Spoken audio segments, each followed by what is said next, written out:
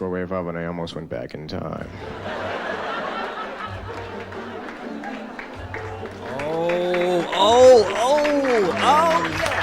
Yeah.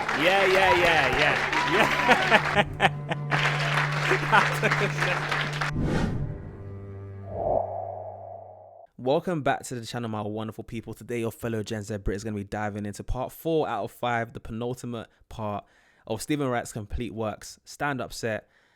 And I'm really excited to dive on into this one. And you guys have been loving it so far as well. If you do want to see my previous reactions to the previous parts, then I'll have the videos linked in the description. Let's see if it's going to be up to par with some of the previous ones. And yeah, man, I'm excited to get into this one, guys. But before we dive on in, of course, don't forget to smash that subscribe button, as you can see in the top left-hand side of the screen. And of course, like the video as well, guys. It always does me a big favor in pushing these videos in the algorithm. With that being said, let's dive on into this one, shall we? Let's go.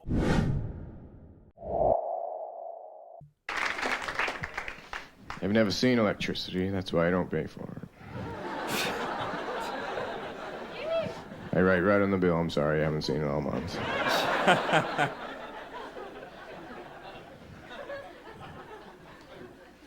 For a while I didn't have a car, I had a helicopter. Okay. I had nowhere to park it, so I used to just tie a rope to it and leave it running. So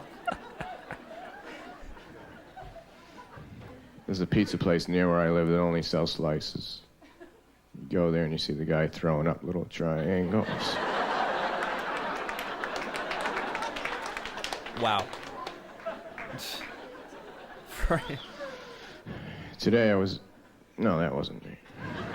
Oh, okay. Yesterday I saw a subliminal advertising executive just for a second.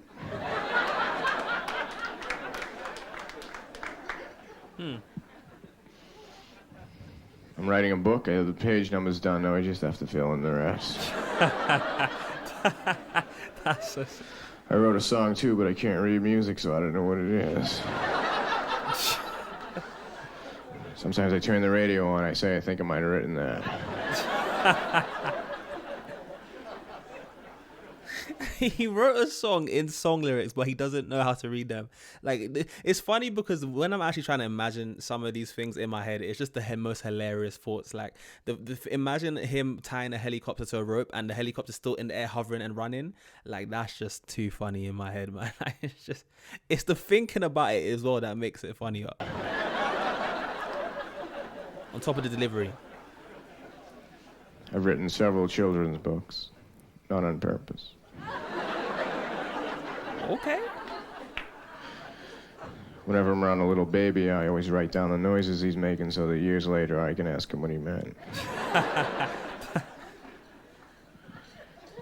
First time I ever read the dictionary, I thought it was a poem about everything. I see that. I see that. Yeah. I'm learning how to play the harmonica, but the only way I can play it is to drive 100 miles an hour, put the harmonica in my hand, stick my hand out the window. That's creative.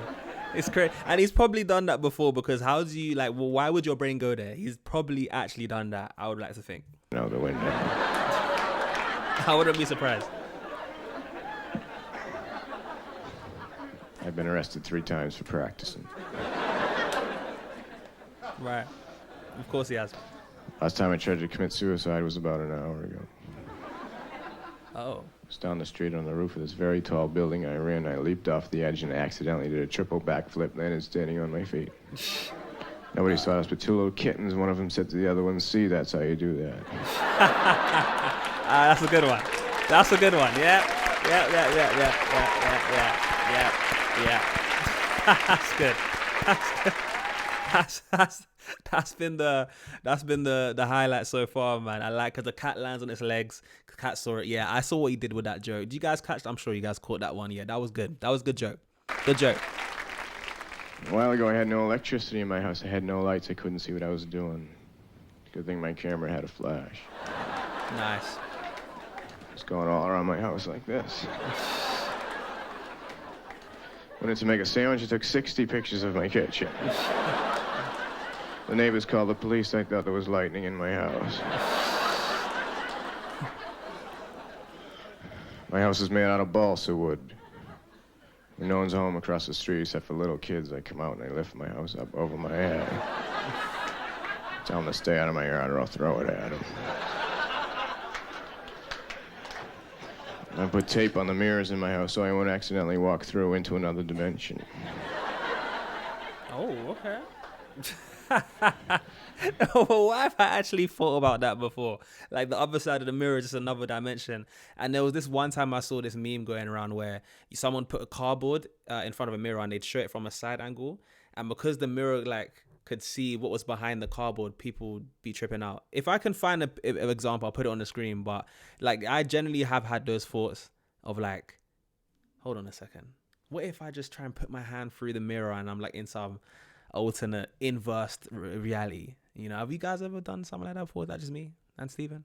I don't know. I put tape on the mirrors in my house so I won't accidentally walk through into another dimension. Makes sense.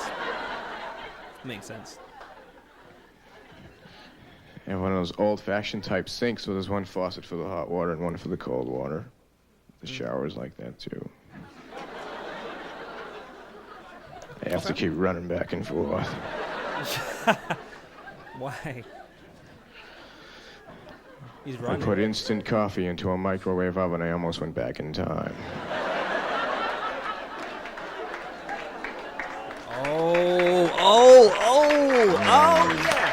Yeah.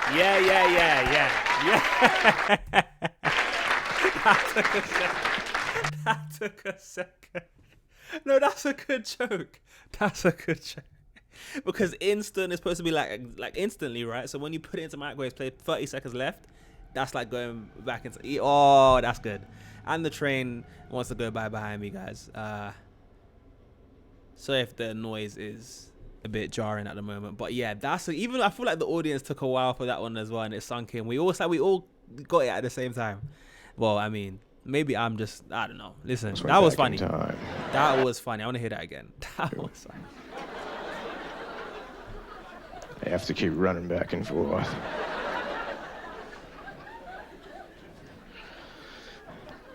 I put instant coffee into a microwave oven. I almost went back in time. Oh, yeah, that's... You see how the audience Yeah. Yeah. Drink that water. That was good. I put a new engine in my car, but I didn't take the other one out. Now I can go 500 miles an hour. Nice. The harmonica sounds amazing. Yeah, right, yeah. Redoing the harmonica joke, yeah, I like that. I took the headlights off and I put the strobe lights on. Or continuing it. Like I like how he's continued that joke there. That's good. I'm catching.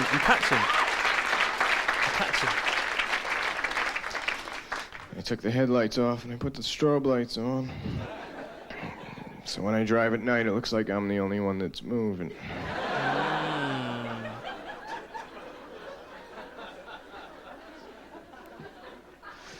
I like my dental hygienist. I think she's very pretty. So whenever I go to have my teeth cleaned while I'm in the waiting room, I eat an entire box of Oreo cookies.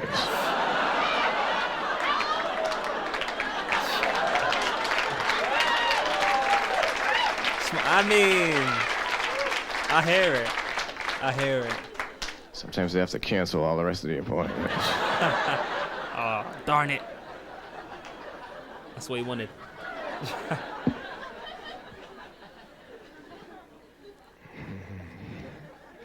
One night I couldn't sleep, so I got up.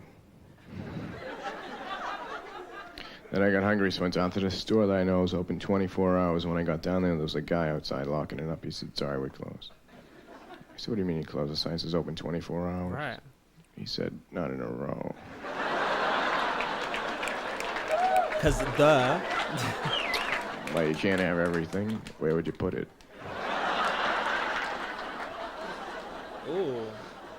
Oh, yeah. The other day I got on an elevator, and this old guy got on with me. I was over near the buttons. I pushed number 4, and I said, "Where you going?" He said, "Phoenix." So I pushed Phoenix. Doors open, 2 tumbleweeds blew on. We stepped off. We were in downtown Phoenix.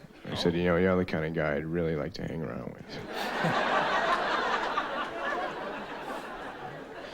He said, well, I'm going out to the desert. You want to go? I said, sure. So we hopped in his car and started driving out to the desert.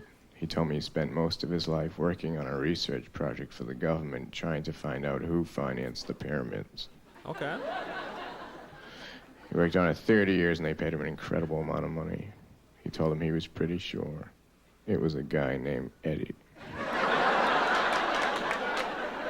Eddie? Who's Eddie? Random guy. Am I supposed to know who Eddie is? I don't think so. We get out to his house, 500 miles in the middle of the desert. The phone rings. He says, you get it. So I went over and I picked it up. The man said, Stephen Wright? I said, yes. He knows. He said, this is Mr. Haynes, your student loan director from your bank.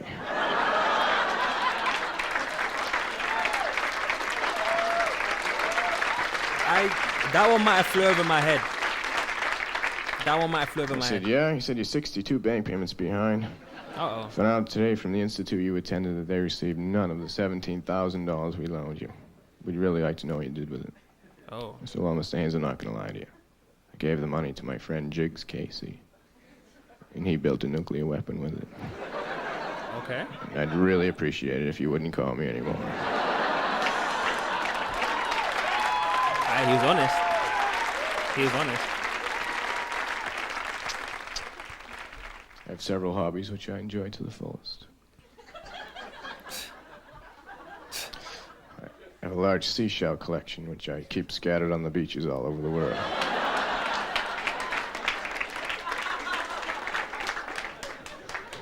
Maybe you've seen it. Probably have. I also collect rare photographs. I have two very rare photographs. One is a picture of Houdini locking his keys in his car. The other one's a rare photograph of Norman Rockwell beating up a child. Norman Rockwell? Beating up a child? Okay. Who's that?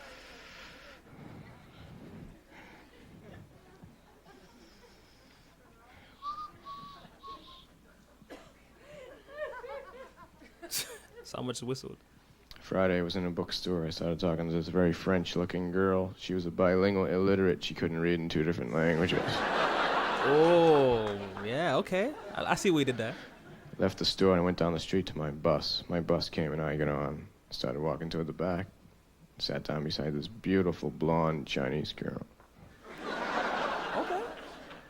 Not every day you see a blonde Chinese girl. I said hello and she said hello. I said, isn't it an amazing day? She said, yes, it is, I guess. I said, what do you mean you guess? She said, well, things haven't been going too well for me lately. I said, like what? She said, I can't tell you. I don't even know you.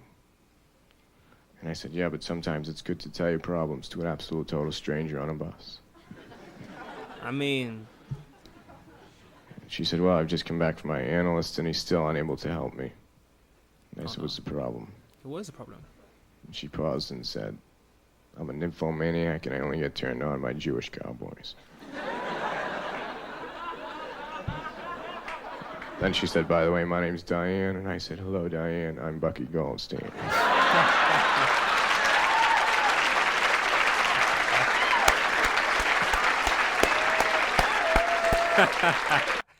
Do you know what's crazy about that last joke as well? Is I don't even know who Bucky Osteen is, but someone tells me he's a Jewish cowboy because I'm guessing that was the butt of the joke. If not, I've just like laughed in a different way that it was supposed to be intended. Look, let me know if I misunderstood any of those jokes, guys. Look, and let me know if I missed any of those jokes. I feel like I caught quite a few of them this time around. I don't think I missed many, maybe 1 or 2, but then again, I could be wrong.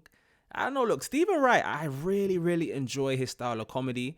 He's not the type of comedian that does much crowd work, but like his one-liners are just gold. And his jokes are like very intellectually stimulating. Like they're really good. Like this is my kind of humor. I like jokes that aren't easy to pick up. If that makes sense, you got to kind of think about it. Do you guys get what I'm trying to say?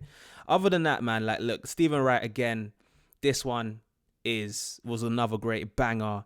You got your Gen Z approval on this one today. I would love to know how this one resonated with you guys watching. Look, if you made it to this point, you guys know we got a comment down the blue heart for Stephen Wright's blue shirt.